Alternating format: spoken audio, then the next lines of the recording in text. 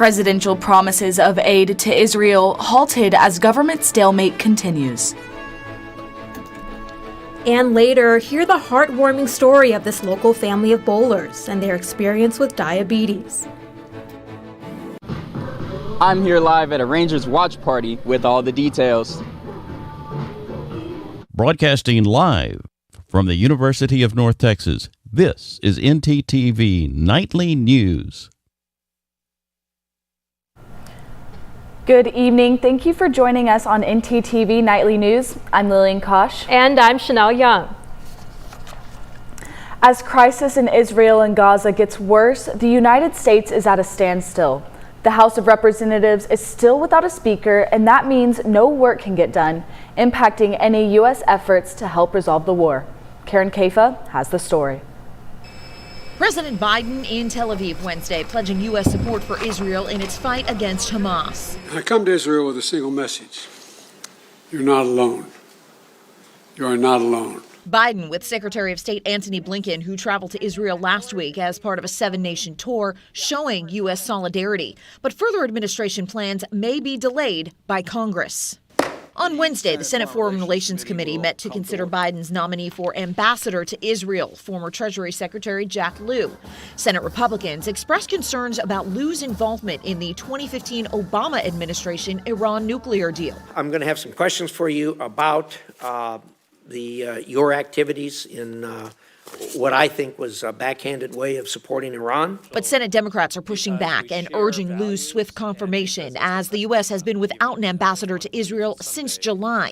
I am committed to getting you in place in Israel as soon as possible. Meanwhile, House Republicans remained consumed by their intra-party speaker battle. There are a lot of people just very frustrated right now about this whole process, but we got to get our act together. Ohio Republican Jim Jordan's nomination failed in a second floor vote, leaving the House at a standstill. In Tel Aviv, President Biden said he plans to ask Congress for an unprecedented support package for Israel's defense later this week. In Washington, I'm Karen Kaifa. In an unprecedented move, Texas Governor Greg Abbott has ordered the National Guard to string concertina wire along the border between the states of New Mexico and Texas. He says it's part of his effort to stop illegal immigration between the two states. The governor of New Mexico has another opinion and says Governor Greg Abbott should turn his attention away from political stunts and work to benefit the people of Texas. The string of wire runs about 2 miles and is located near Mount Cristo Rey, a local landmark which has a statue of Jesus on top. So, Miss Lillian, did you get a chance to see the eclipse on Saturday? Actually, I did. I snagged a pair of those special eclipse glasses from somebody at the UNT tailgate, and I'm so glad I did because it was beautiful. It was awesome. Oh my gosh, I bet it was. Unfortunately, I was at a festival, so I didn't get a chance to look, but I do know that our weather anchor Brooke Deering is here to tell us how we can get a glimpse of it for those who didn't see it. So Brooke, tell us how we can possibly see the next one. Thanks, ladies. Well, this past weekend, people around the world looked to the skies to witness the Ring of Fire, otherwise known as the annular eclipse. It's an event people in this part of the world won't have the chance to see again until April 8th of 2024. But thanks to Southwest Airlines, Interstellar fans may have a second chance. Southwest Airlines shared a post on Instagram that the airline will be offering a once-in-a-lifetime chance to view the next solar eclipse from the skies. The post talks about a shot of a total eclipse caught by photographer John Carmichael in 2017. The airline noted that a number of its flights would be just like the one that Carmichael experienced in 2017, by giving customers a unique experience of witnessing the eclipse at a very high altitude. There are 3 flights that will be in the direct path of the eclipse and 5 that will be mostly in path. This sounds like an amazing opportunity, and I think I may have to go and book one of those flights right after the show. But in the meantime, let me tell you about the weather that we're experiencing right now. If we take a look at our current conditions, the temperature right now is at 81 degrees with strong winds at 19 miles per hour. But if we head into tonight, we're going to see it drop into the 50s at 51 degrees. And this definitely gives me hope that we're going to see those fall temperatures that we've been hoping for in the midst of those summer air temperatures. If we look at tomorrow's conditions, it's going to go back up into the 80s at 85 degrees. It's going to feel a little bit cooler at 83 degrees with winds at 11 miles per hour. I'll be back with you later in the show for your full weather update. Back to you at the desk. Thanks, Brooke. Well, I am so glad we're talking about this next story because let me tell you, the endless campus construction is out of hand. I mean, I feel like every turn I take, I run into traffic cones and roadwork signs. Reporter Landry Brady is live on site to give us a glimpse on how continued construction is affecting traffic here on campus. Landry? You're right, Lillian. There is actually a lot of construction happening on campus right now. I'm actually here on Avenue C between West Maple Street and West Highland Street, where there are which is one of the many places on campus where construction is actually happening. The purpose of this project is to replace an underground gas main all the way from the Pole Recreation Center to here on Avenue C. The construction started on September 18th and will not be completed until November 3rd. This project, which is being completed by Superior Pipeline Services, will cause periodic lane closures on the southbound lane of Avenue C. But don't worry about the traffic because UNT will give you a 24-hour notice before the lane is actually closed. Additionally, the closure is also affecting 2 bus routes, so please check dcta.net for more information about those closures. Now please take a look at your screen at the map regarding the other spots on campus that are under construction right now. You can view this map anytime at facilities.unt.edu/construction. We sure hope all of the construction ends soon, but just in case, be sure to plan accordingly whenever you're traveling on campus. Now back to you guys in the studio.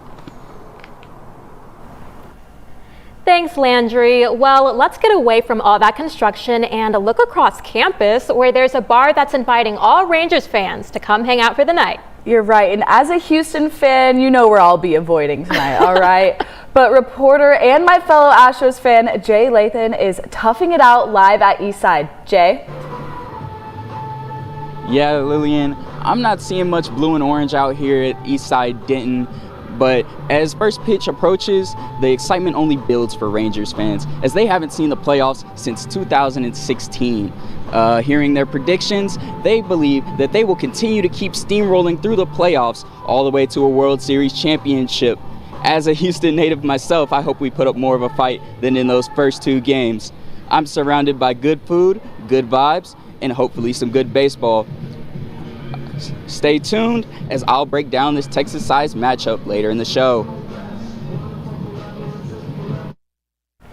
Thanks, Jay. Coming up next, a proposed ban on menthol and cigarettes is up for approval, and it could save lives. And later, ntTV's Seth Wickman has the latest musical updates on this week's Seen and Heard. We'll be right back. Now we return to Fabric of Passion. Oh, Hector, it will be so hard for us to part, but we must. But, my love, what did I do? I thought we were meant to be together forever. I am so disheartened to say that you're just not in style anymore. But you will be, to someone else, in a better place. You're gonna shred me? No. I'm donating you to one of the many clothing donation boxes available on campus. There is one in the Union by the Syndicate and one on Union Circle Drive. Oh, well, why didn't you just say so? I'm gonna be someone's new shirt. I thought you'd be more distressed. Oh, absolutely not. It was cramped in your closet anyways. Maybe you would like to be shredded after all.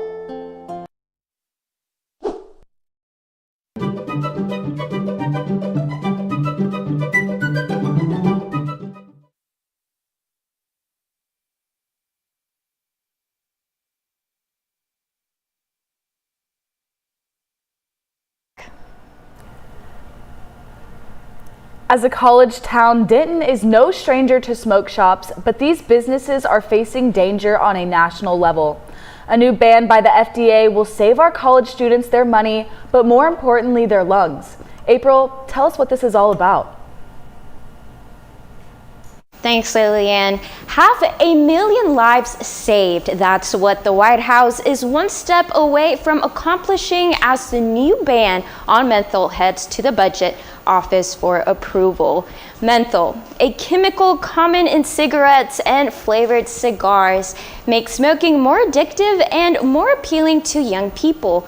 According to the CDC, over half of underage smokers use menthol products. While the American Lung Association praises the FDA's decision to ban the substance, experts say Big Tobacco will be headed to court to fight these limitations.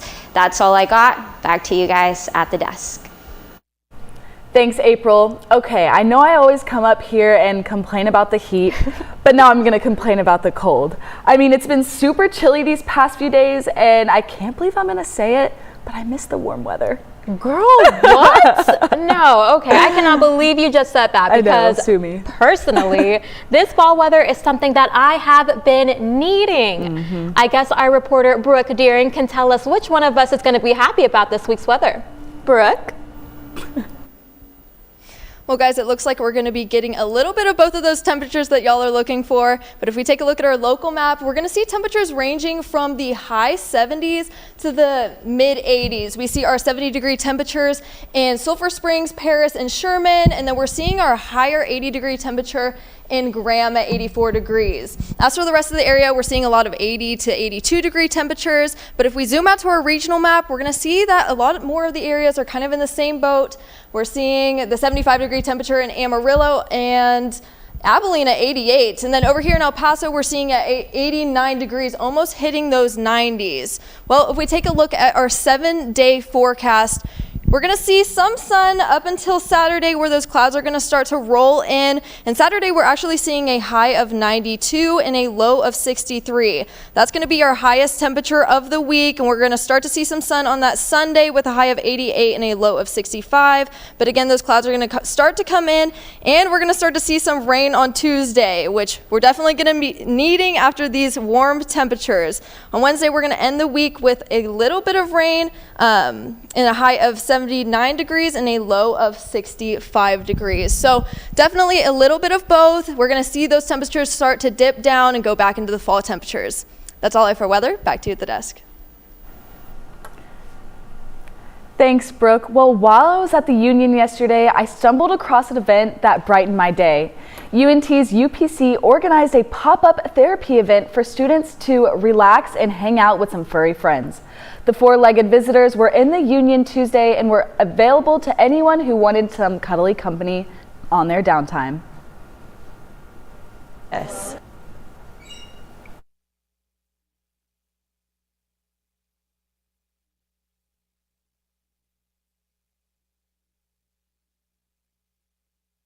To their faces. UPC is always hosting events on campus. Follow their Instagram at UNT_UPC to catch the next dog therapy session.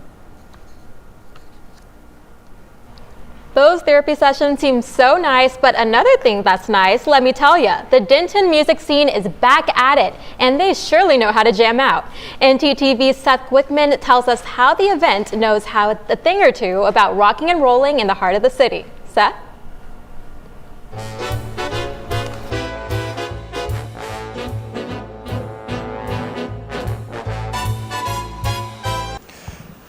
That's right, Chanel. Local bands got their shot in the spotlight this past weekend during Plus Fest at Rubber Gloves concert venue, where music of all genres was heard and enjoyed by many people from all over. The third annual Plus Fest last weekend to celebrate the art of music. I'm a really big fan of the music they're playing. My friends had gone to the second Plus Fest a couple years ago, and I didn't get the chance to go, so I wanted to go this year and see all the bands playing. Plus Fest attracted music-loving crowds for an enjoyment of a plethora of different kinds of music. Nationally recognized bands and local bands had their chance to shine all day, Saturday and Sunday. I think it gives a lot of the local bands around here a chance to have a bigger audience, because there's a lot of people coming for the big names like Via Luna and Violets. I think a lot of people are going to see the more local bands, and they're going to check them out.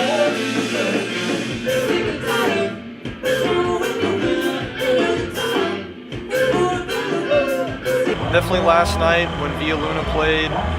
They've always been one of my favorite math rock bands, and I pretty much came to see them. They were amazing, as expected. Bands performed from 11 a.m. to 11 p.m. back to back to back. Their slogan, "Party for the Love of Unorthodox Sounds," finally came to fruition because of the amazing energy at the festival.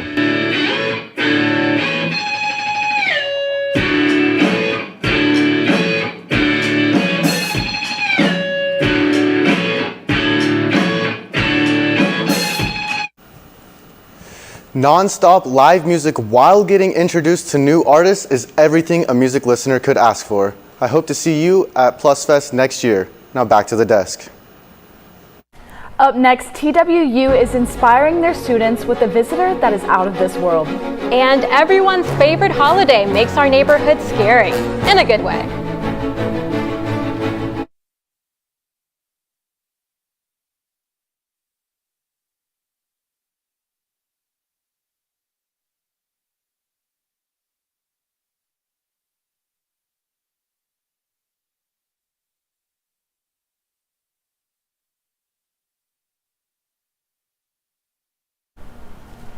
TWU's mascot might not be the only Eagles, but they're soaring tonight with a special visitor who's reached the stars.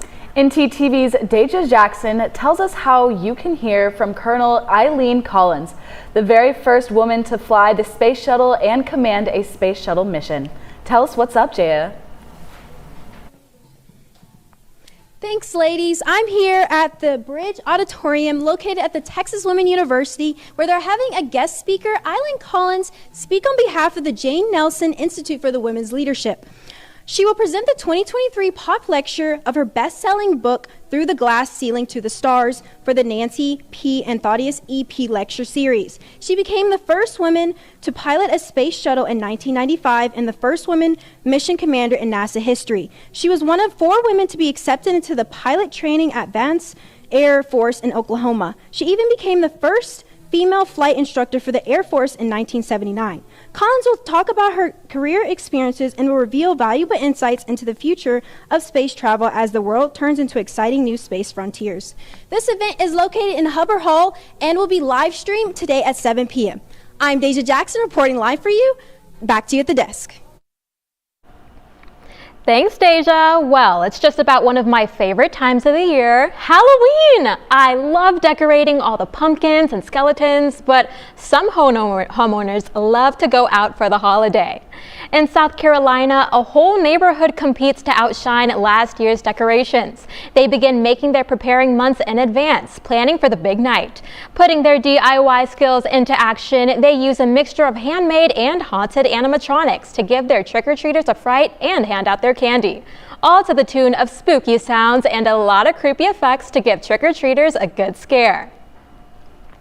Speaking of Halloween, it looks like pink is the new black. According to Google, Spirit Halloween Workers and HalloweenCostumes.com, Barbie is trending for the #1 costume this spooky season.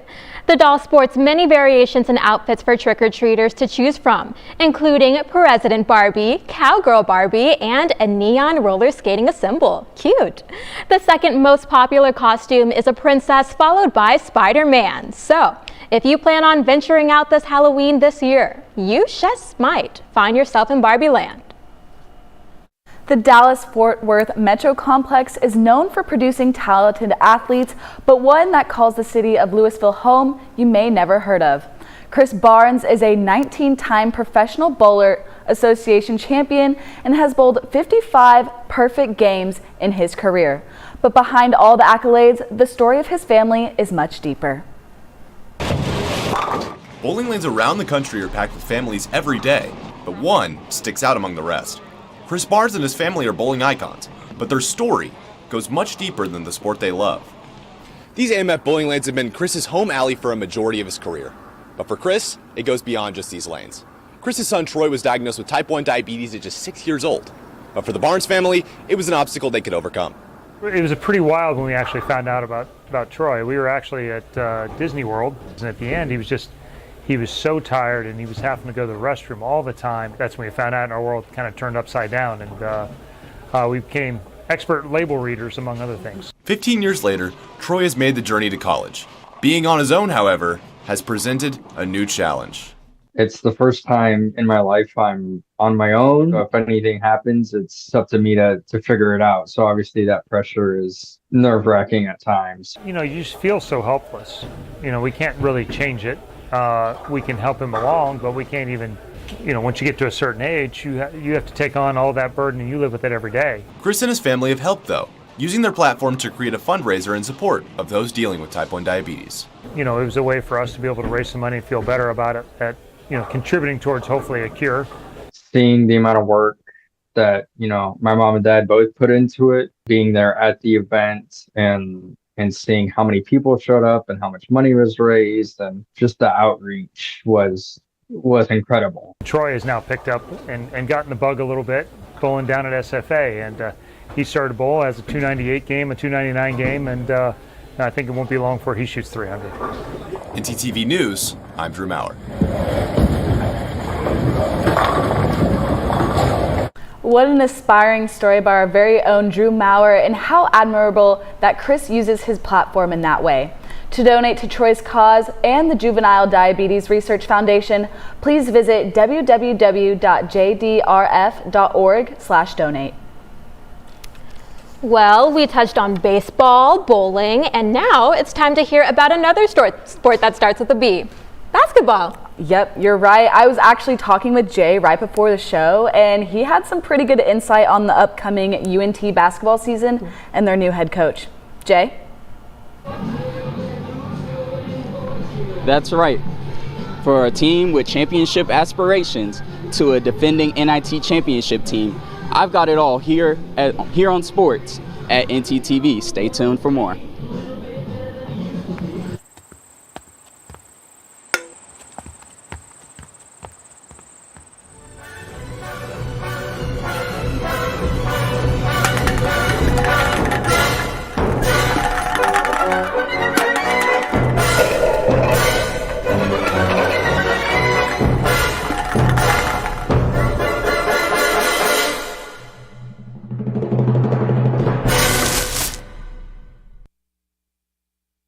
So a man's been walking in the desert for days at a time.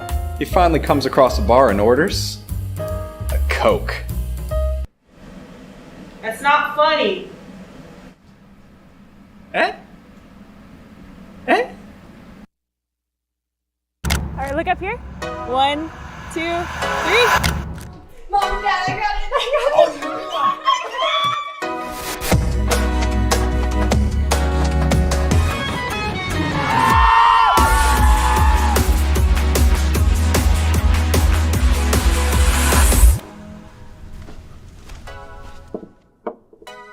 You're right, Mom. I have.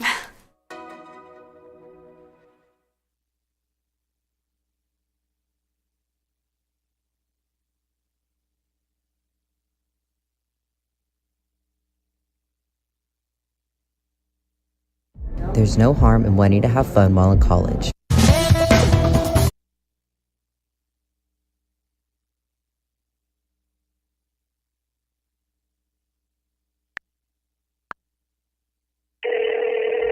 Hey Alex, this guy on the internet says he wants to give me money. That sounds suspicious.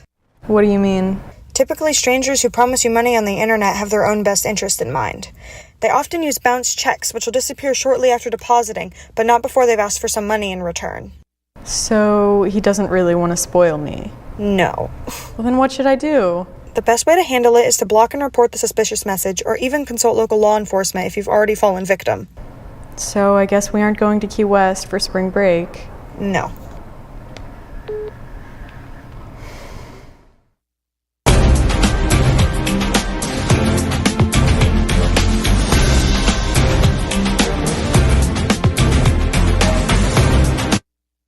Aren't looking to cool off, as they're 2 wins away from their first World Series appearance since their back-to-back appearances in 2010 and 2011.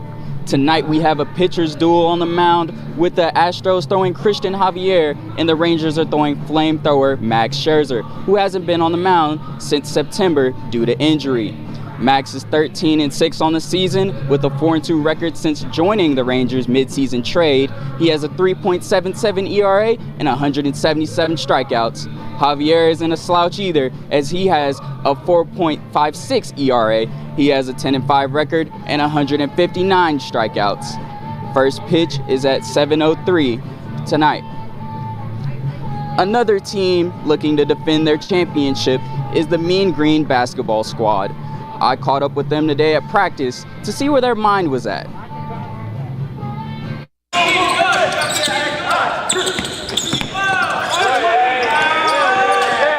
Oh yes, that sound can only mean one thing. It's basketball season in Denton, and despite so much looking different, Coach Ross Hodge lets us know nothing's changed. To be a champion, you kind of have to already think that way anyways. So we always had those like championship expectations, even when people outside of the building didn't. And now that maybe the people outside of the building, or fans and people around the country, have a higher level of expectation to match what we've always had. Coach Hodge can't manage this team alone. He relies on a familiar face, senior guard Reuben Jones. He'll be the all-time winningest player in the history of this program. And, from a leadership standpoint, he's seen it all. He's played in a ton of games. He knows what works. He knows what winning looks like. And he's really done a great job of helping everyone around him. Being a real leader, true leader, like face of the team this year. I mean, I'm already I feel like I learned a lot just from J.J. Murray, Thomas Bell, J.M. I got a lot of good guys before me. With this team all set to play, all they need is the Mean Green faithful to cheer them on. It's going to be fun. We're going to be running a lot. We're going to get the ball moving. We're still going to play defense how we've been playing, so ain't nothing going to change that. Head coach Ross Hodge and the Mean Green basketball team looks to defend their NIT championship and take over the newly joined American Conference on November 7th against Northern Iowa. Thanks, Jay. Over 2.5 million people visited the Texas State Fair last year, and this year is set to be no different. But while we enjoy the experience of thrilling rides, crazy foods, and a good old howdy from Big Tex, not everyone knows the cultural history of this 136-year-old event. ntTV's Sydney Jolivet was able to capture this joy and the story and the tradition of the true spirit of Texas.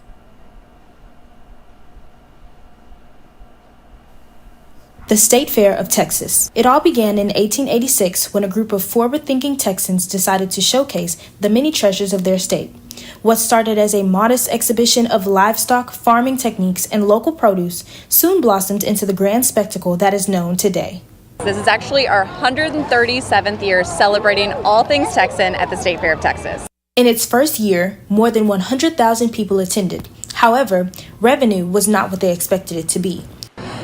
The fair is not what you see today back in 1886. Over time, the fair expanded, purchasing 37 more acres, incorporating thrilling rides, captivating exhibits, and an abundance of culinary delights. We've really evolved over the years from being just about agriculture to having something for everyone who attends the State Fair of Texas. To say the fair endured the trials of time would not be doing it justice. Its popular success was shadowed by repeated fires, mishaps, and economic downturns. But the State Fair of Texas prospered immensely in the coming years.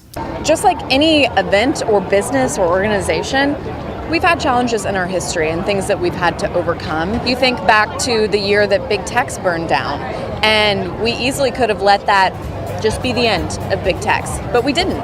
Instead, we took what happened, people literally mourned that day, and we built Big Tex back bigger and better than ever before. Through all the changes and challenges, the State Fair of Texas remained a cherished tradition. The fair became more than just an event. It became part of the collective Texan identity.